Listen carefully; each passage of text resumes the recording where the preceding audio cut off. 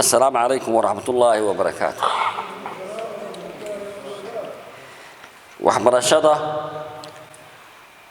oo guud ahaan waxa weeye waxbarashadu waa shahriga yareyntiisa waxaan ka baraawantaa waxbarashadu inaga isbarana rag halka fadhiya iyo baan ka qana magacyadooda wajidooda inta kale jaahil baan ka taas waa maqanta waxbarashada halkeena waa ka maqanta goleena waa isma naqaano iskuuladan hadda baan tacliinta hoose asaasiga ah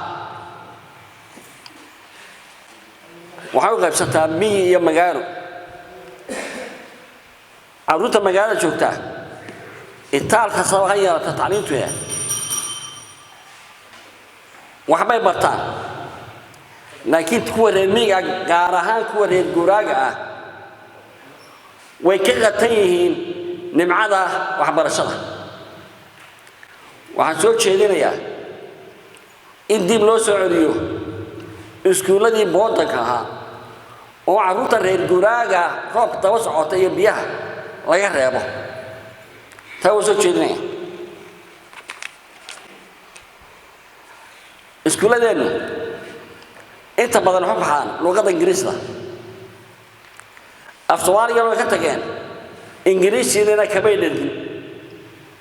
inankiisa ka baxay marka soo aan composition qori karay waraaqi application qori karay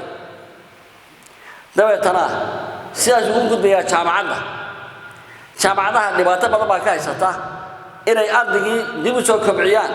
oo shaqadii secondary lagu qaban lahaa ay qayb ka qaadato jaamacadda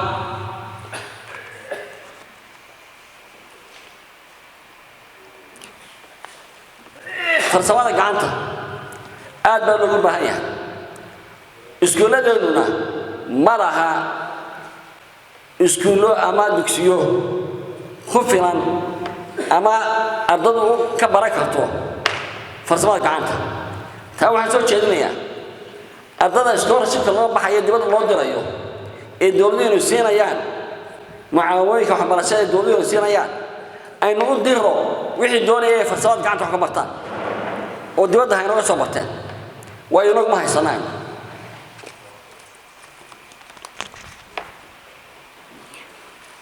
waxaan ku darayaa taasi iskuuladan secondaryada ah waxaan soo jeedinayaa in la sameeyo wax la yiraahdo early specialization in takhasus loo sameeyo secondaryada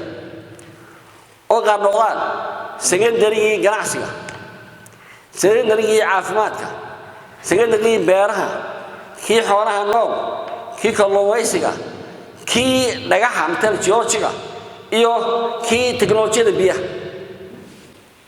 taan soo jeedinaya waxaan ku soo khatimayaa carruurta iskuulada gelaysa markay yar yihiin ugu horeysa hal lagu xoro inay quraanka yaqaaniin iskuulka hoose markay galaan ay carruurta yar yihiin macallimiintu ha noqdeen dad diinta yaqaana oo akhlaaqdooda hagaajiya